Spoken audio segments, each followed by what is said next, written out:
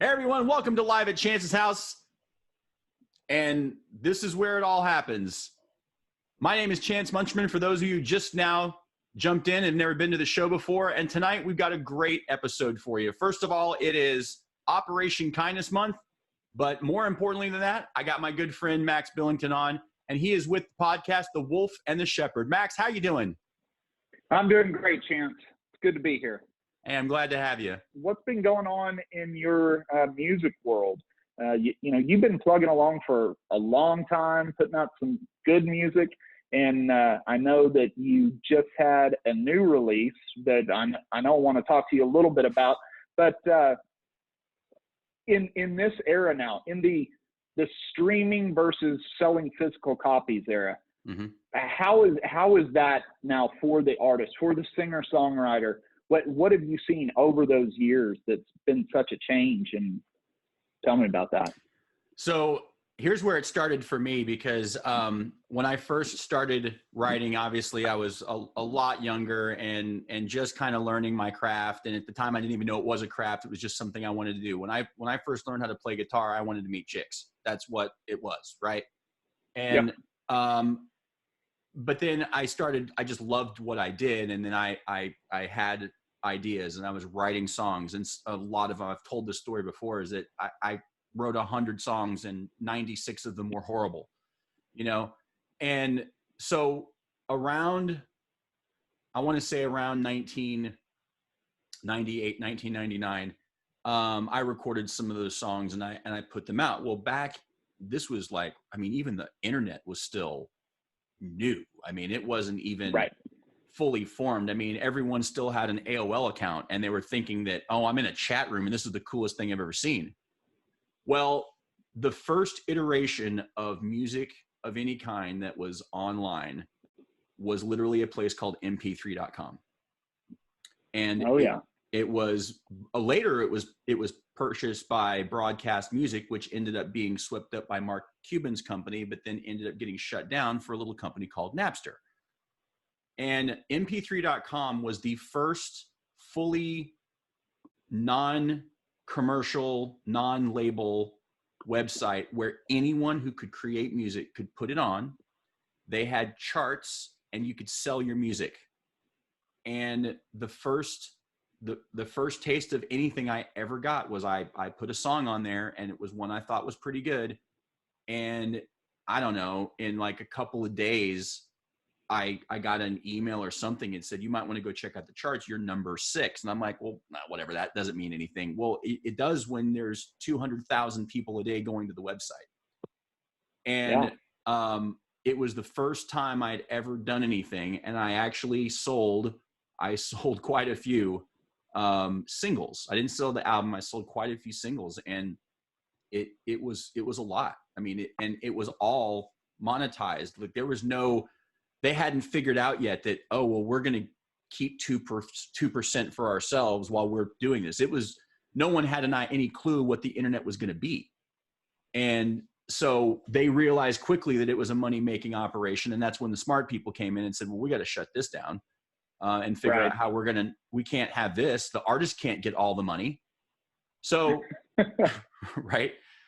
So fast forward to, let's say 2011. 2011 comes around, and I take a couple of those songs and I re-record them. And then I wrote some new songs and I recorded those.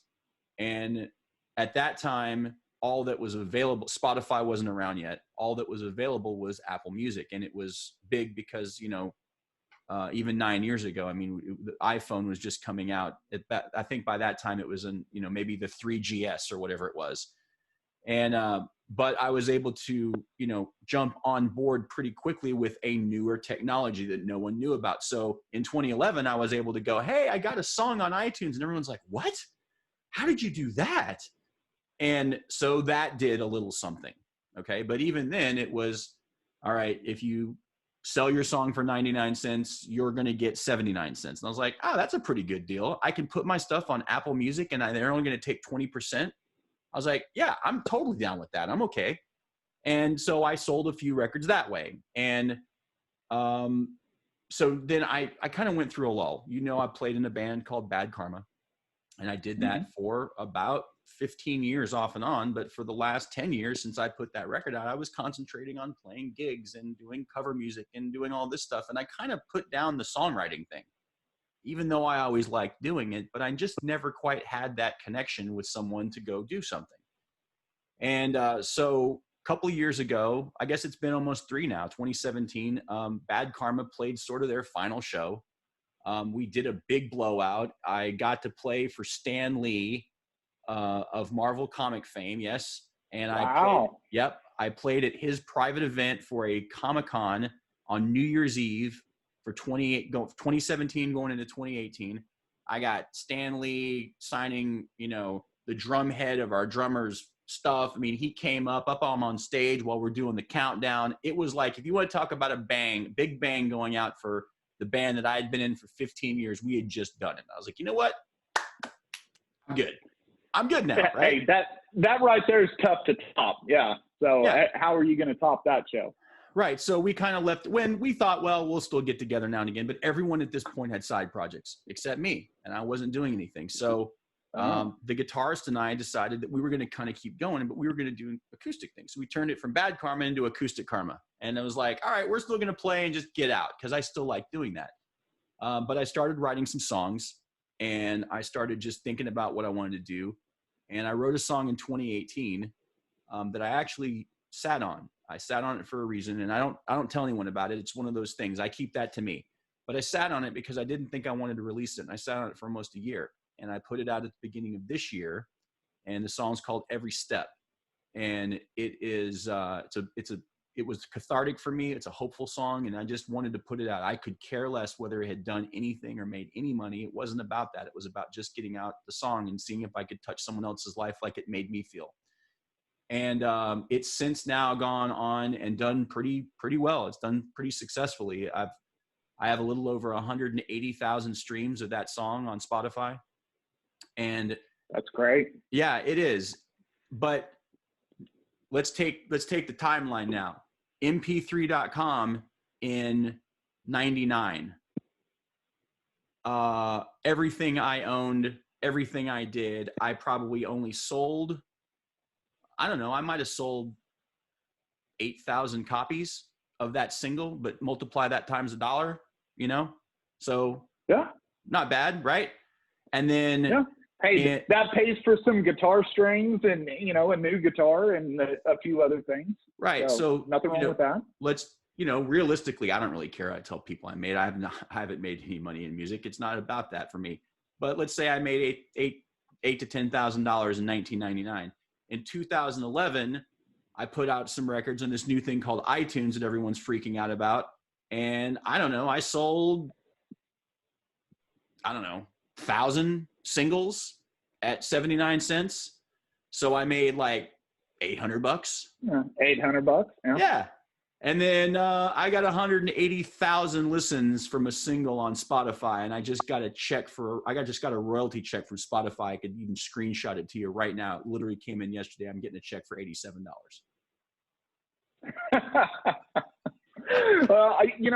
I've heard those stories about the streams and whatever it is, like 0.006 or whatever for a stream, or 0.003. Yeah, I knew it was some minuscule amount, right? But I think you hit the nail on the head. And you and I, but when we talked earlier, we kind of talked about this. In getting in with the podcasting thing, my co-host and I, we weren't running out there and trying to see if we could throw ads in it and put ads all over the place and think, somebody needs to be paying us for this time. Look, like music, to us, the podcast thing, it's something that's enjoyable. It's relaxing. And we both made an agreement whenever this became not fun, when we dreaded the fact that, hey, we're going to meet once a week and we're going to have what we call our production meeting, which is basically us just, sitting back and forth saying, hey, what do we want to talk about? And then we record some podcasts. The day that we say, man, you know what, I'm not feeling it, we just hang it all up and we walk away, because it's got to be fun. Like you said, you go out and you want to play the acoustic shows because you like getting up in front of a crowd, you like playing the guitar, you like singing. you like that part. You're not sitting in the background going like this, trying to figure out how am I going to control the world and get all the money in the world for doing it. So as long as you keep up with that, as long as you say, I want to put that stuff out that I enjoy, somebody out there is going to have that same taste. Somebody out there is going to have that same sense of humor, that same taste in music, that same kid, like my boy who's 13 years old might see you play the guitar, or even, when I pick up the guitar at home and play, that's why he's playing the guitar now. He's not thinking he's going to be some big, rich rock star. He enjoys playing the guitar. And once you take the enjoyment out of stuff and you make it a job, then it's just another job. So why you wouldn't do your regular job and not get paid for it, right? So if you turn it into a job, then it just takes all that out. So when you brought out this new song, and one of the things I wanted to talk to you about with that, especially with the kind of the Spotify deal and everything, are albums just kind of going away now? I mean, there's really no reason for a band or whatever to sit down and put 10, 12 songs together, because nobody goes to Walmart or Target, or that, there's no CD stores, there's no Blockbuster Music anymore where you go and you flip through CDs. Is the album dead? Is it going to be just slow releases of singles? And maybe if you're some huge band and you've been a band for 30 years, and since we brought them up, the Smashing Pumpkins, and in fact, I think I'm not 100% on this, but I think even the Smashing Pumpkins did some just single drop releases here and there. Are albums dead? Are we not going to get that anymore? Is it going to be singles? I think that we're going through a reversal a little bit. We're kind of coming back through this cyclical era of music. But think about this. In the 50s, nobody bought albums. Everybody bought singles. They were called 45s. And they were hot. 45. And they had the big hole in the middle. Yeah. They did. They bought 45s. As a matter of fact, and I know I'm a little bit older than you. I may even be a lot older than you, but, that's what I bought. I mean, I had, everyone still had 45s. I went to the music store as a kid, and I still have them. I mean, I've got probably a stack of 50 45s, everything from Prince to Van Halen to whatever was popular in 1982, 1983. They were still putting out 45s. People were buying singles. They weren't, but albums were still really big. Albums got huge right at the end of the 60s. You talk about the Beatles started doing everything with their singles, but then, man, Meet the Beatles comes out. Then you get all the great stuff that they got going. Then everyone's like, oh my God, I've heard, Help, and I've heard, I saw Her Standing There, and now I want to get all of them on one record so I don't have to keep flipping these things around. And then early 70s comes on, and you start getting some really big bands. You're getting Pink Floyd, you're getting Led Zeppelin, you're getting Aerosmith, you're getting all of these, what you call now classic rock arena type faceted instrumentalist bands. And they want you to buy their album, because a Pink Floyd record like Dark Side of the Moon, money might be a single, but it doesn't make any sense unless you hear it with everything else. And so, yes, I think right now it's singles. And I think the reason why, though, isn't because people enjoy buying singles. I think it's because our target audience at this point now is I think the attention span is so bad that if you don't put out something hot, new, and fresh every, it feels like almost a couple of weeks, you're not doing it right. I can't do that. I mean, I've got this one I just released. I'm going to have another one next month that I did a collaboration with someone. And I think I've got one more for me. So I'm going to do 4 a year, and I think I'm good. 1 a quarter, and I'm pretty good because, whatever. But yeah, I'll at the end of this year, I've got enough songs that I could put an album together, and I may call it an EP. I might call it an album. But I mean, I made 50 copies of actual CDs that I thought, hey, this would be cool. People might want this and whatever. And I've given more away than I've sold, and obviously. Sure. But I'm okay with that too, because I just think I'm still old school. I like having something physical on my hand. This is cool. I think that is where vinyl is making such a comeback. There was an article that I read, I want to say this was about 2 weeks ago or so, that for the first time since I believe 1984, 1985, yes, vinyl outsold CDs. Yep. Because yes, just like you said, I'm the same way. I want to put my hands on something when I want to have that listening experience.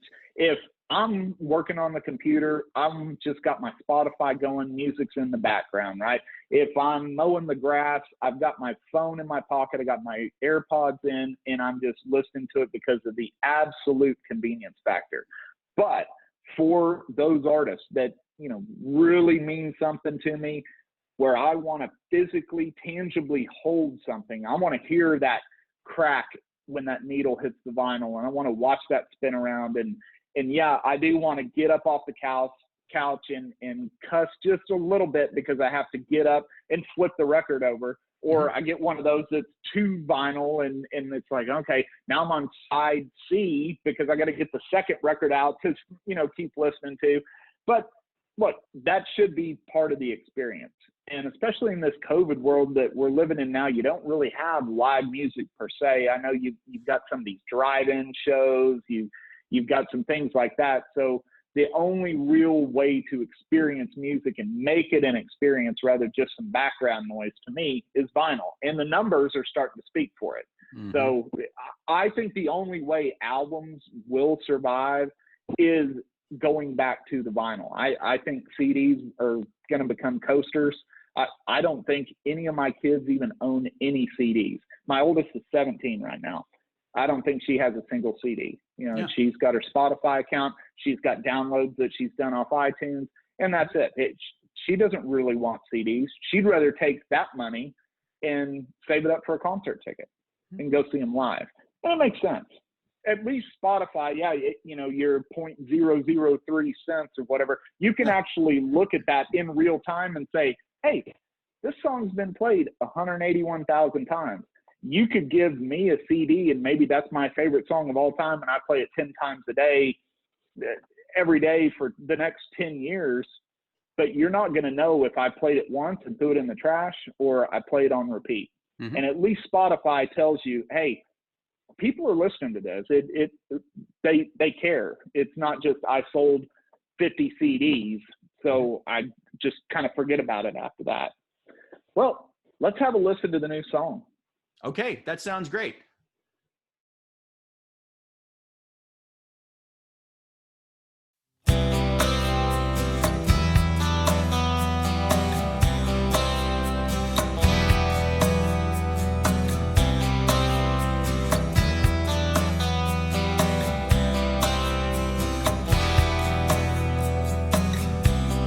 It's a full moon rising over a grassy hill,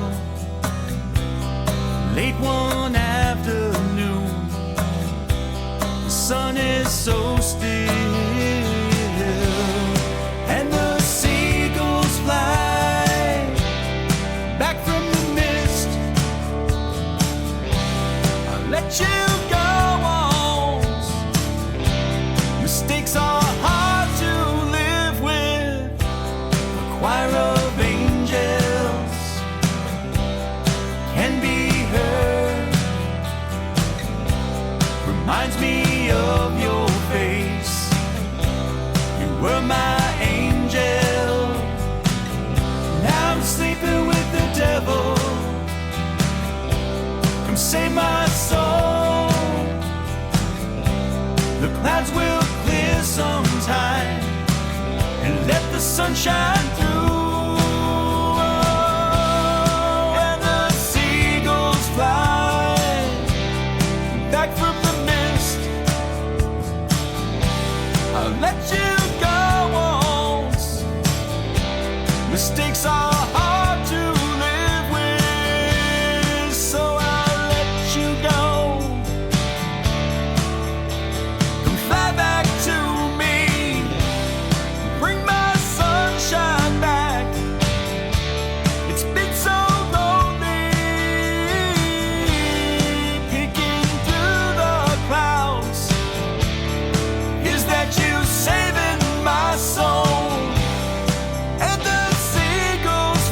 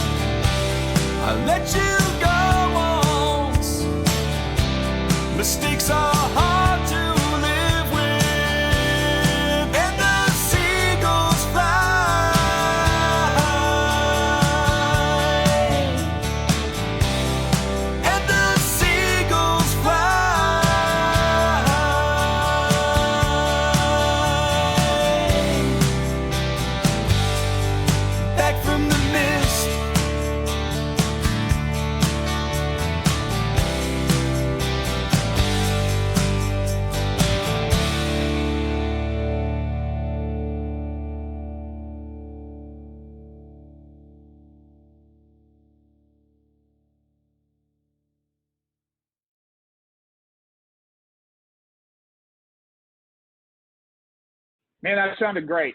I think honestly, you might have a race on the other song. So well, I know. Thank you.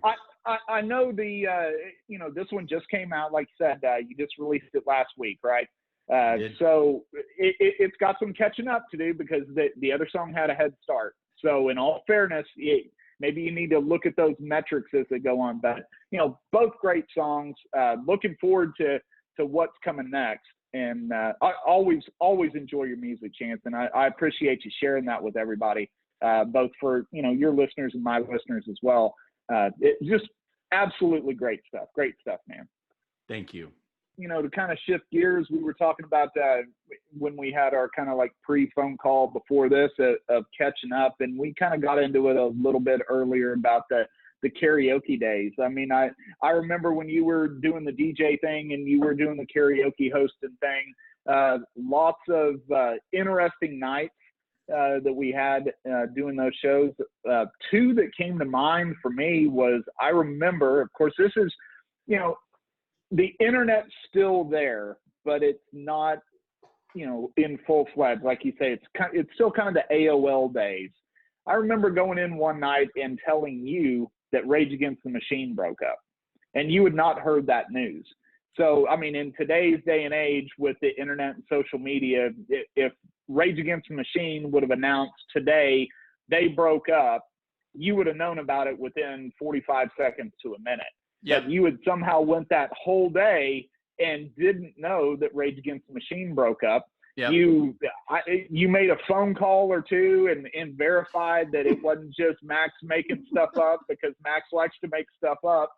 And that whole night, in between all of the karaoke songs or all the karaoke singers, whatever, all you did was play Rage Against the Machine all night long. And I always thought that was great. But here's a crazy one for you, and this is a little bit spooky. So when we had our phone call earlier this morning, and we were talking, and we kind of lined up everything. Hey, here's the time, and here's all this good stuff, right? I had Spotify going, and I have a big playlist that's, honestly, I think I've got it up to like 32 hours now. And I just, I hit play and shuffle, and it goes. And it could be Frank Sinatra, and then it's going to be, Rage Against the Machine, and then Smashing Pumpkins, and then theme from Star Wars. It is just the messiest playlist you've ever seen. So we got off the phone, and I hit play on there, because obviously I didn't want to have music in the background when we were talking.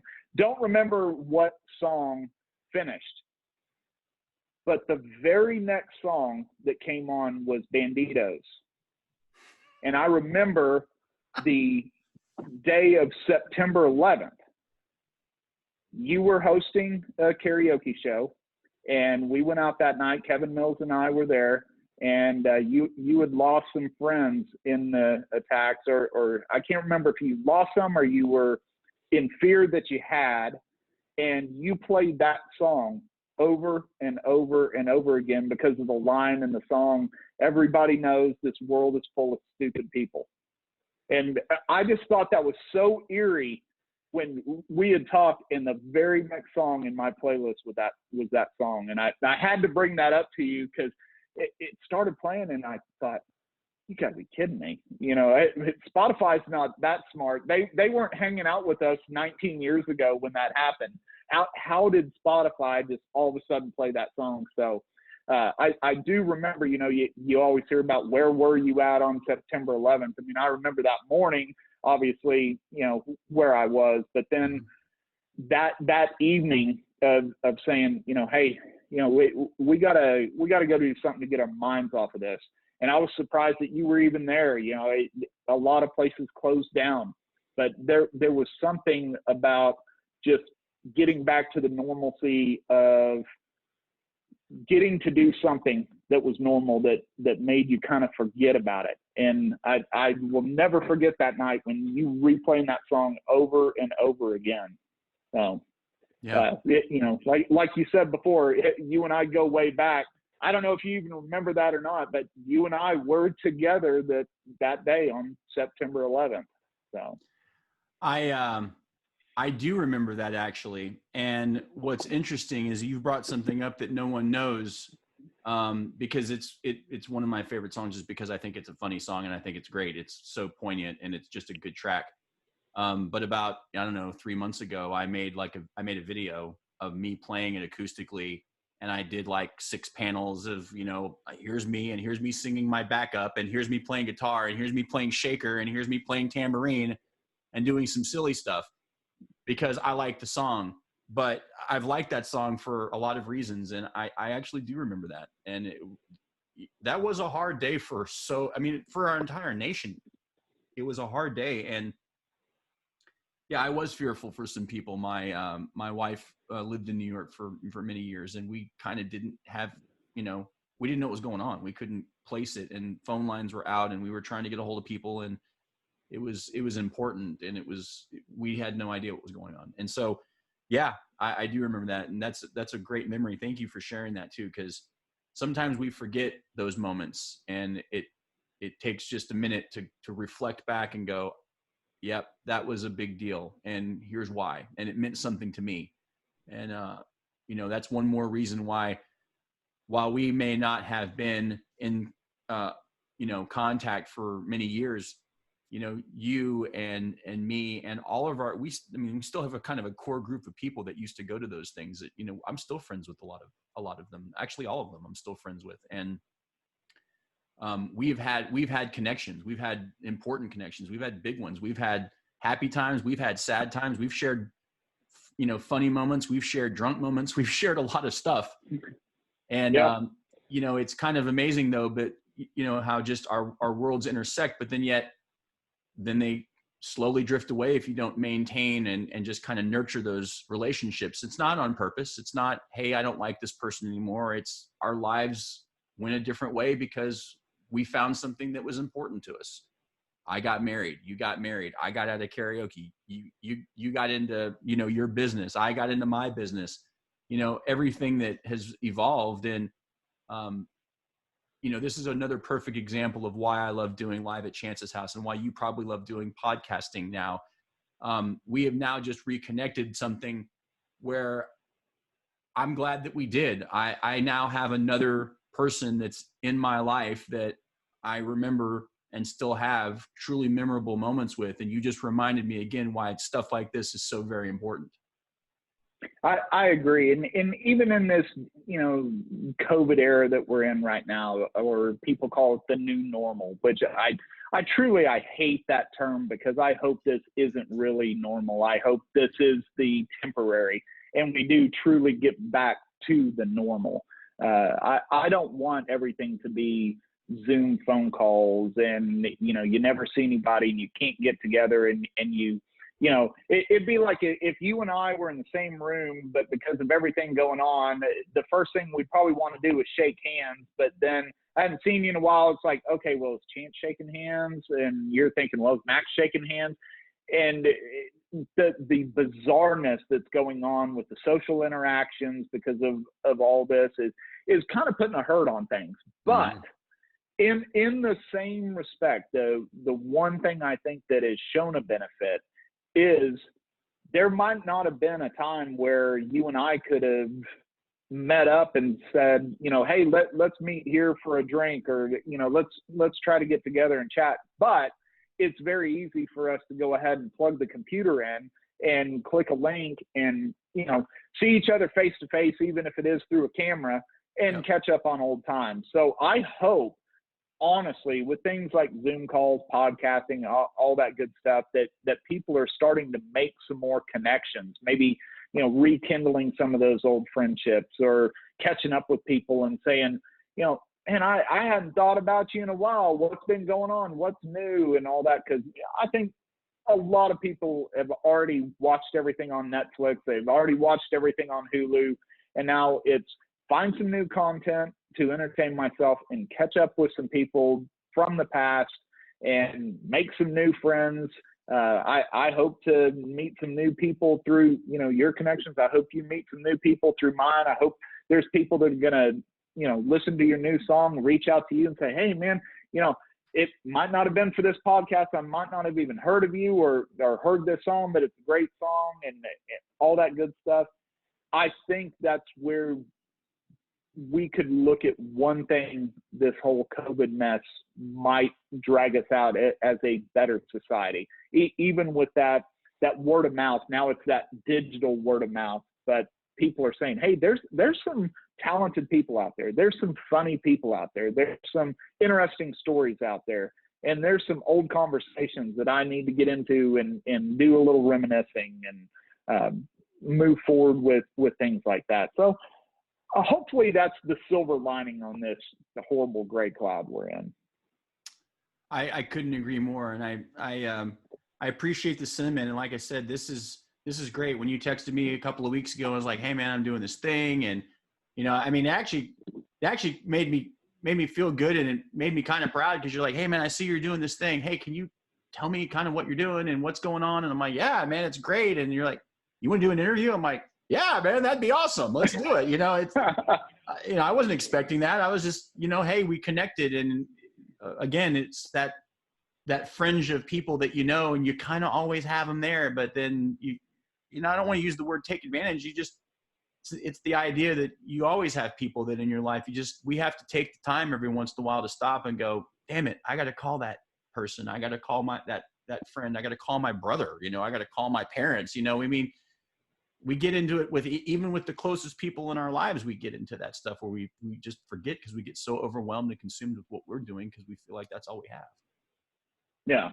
And one good thing that a lot of us probably have going on right now is, a lot of the work from home and everything. So you've cut out the car time. So we do have a little bit more time at home now. And maybe we're at a point now where we're starting to think about those relationships, because it's, well, I gotta get up at this time. And if I don't get out of the house by this time, I'm going to have all this traffic. And then you're stressing out about that. And you're getting into the office, you're doing all that stuff. Then you're fighting all that traffic home. And by the time you get home, you got a couple hours to talk to the wife, play with the kids, do whatever you got to do around the house, and go to sleep so you can wake up the next day and do it all again.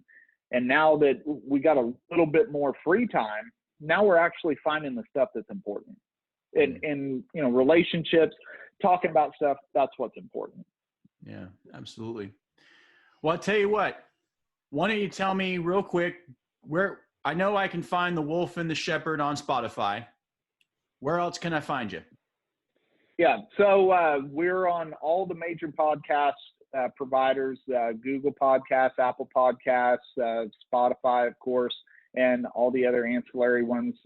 We do have a website that is almost done right now. If you go to thewolfandtheshepherd.com, it's going to point you to all our podcast links, and of course, it always will. Got a placeholder page there, but if you go to thewolfandtheshepherd.com, you can find all of our back catalog podcasts.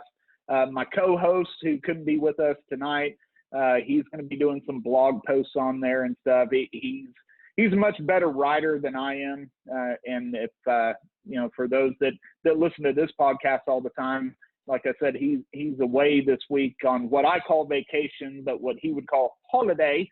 So he decided to go on holiday this week. And but once he gets back, he's going to be adding some blog posts, and we're going to have links to guys like you, that have come on the show. And that way, if somebody's listening to this show, they can jump on the website and go find all your music. So, but yeah, thewolfandtheshepherd.com. We got a Facebook page too. Like I said, we launched a week ago, and the amount of listeners and the amount of followers has really blown us away. We were expecting maybe 5. We were going to be happy if the 2 of us and maybe 3 other people listened to it, and it's taken off, and we're happy about it. We're proud about it.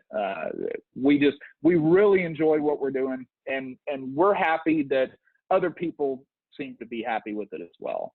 That's awesome. Well, I think what we're going to do, kind of at this point, is call it a night. I really appreciate you connecting and saying, hey, let's do this thing. This has been a lot of fun. And I love the fact that this was, there was a couple of questions, but I really feel like this is just a conversation of 2 friends that have been able to catch up after a long time. And Yeah. I'm glad that we got to do it.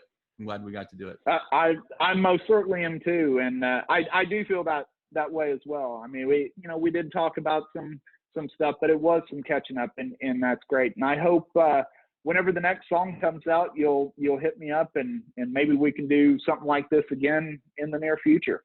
Yeah, I'm looking forward to that. I think that's great. The more that we have an opportunity, not only just to catch up, but maybe network together a little bit and bring our worlds together, I think that's a great thing. Hey man, great catching up with you. And you as well. Thank you very much. All right, everyone. This is once again Max Billington from The Wolf and the Shepherd, live at Chance's house, season 1, episode 33. It's Operation Kindness Month. Max, thank you so much for bringing this all together, man. This has just been awesome. I can't wait till we have an opportunity to do this again. And hey, man, let's not wait like 20 years before we talk again. No kidding. Yeah, 20 years is going to be too long. There's going to be something better than Zoom in 20 years. It's going to be holograms or something like that. So yeah, definitely. Yeah, not 20 years. Yeah, when that next song drops, we're going to get together and we're going to talk again. I'm not going to let it drag on as long as I did before. That's fantastic, man. I appreciate it. Guys, you can check him out at thewolfandtheshepherd.com, live at Chance's house. We'll be right back. I'm going to be playing for you for a little bit here. We'll see you guys here in just a few minutes. Thanks, guys.